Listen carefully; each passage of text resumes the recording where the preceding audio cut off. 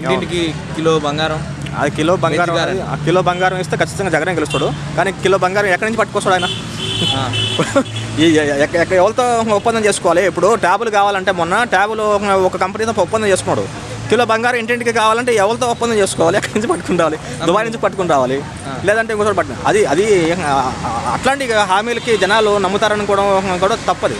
అట్లా కాదు, సాధ్యమయ్యే హామీలు ఇప్పుడు మనం చేయగలము, సాధ్యమయ్యే హామీలు ఏవైతే ఉన్నాయో ఆ హామీలు ఇచ్చి సో దాన్ని బట్టి పాజిటివ్గా రేపు ఫ్యూచర్లో ఈయన చేస్తాడు అని చెప్పేసి నమ్మకం ఉంటే దాన్ని బట్టి ఒకసారి తప్పితే అవన్నీ అలవి కానీ హామీలు అనమాట. అంతే, అది కరెక్ట్. జనాలందరూ ఏంటంటే ఫ్రీ స్కీమ్ అంటే ఓకే, ఫ్రీ స్కీమ్ అంటే ఫ్రీ బస్ అంటే నమ్ముతారు, కానీ కిలో బంగారం అంటే నమ్మరు కదా.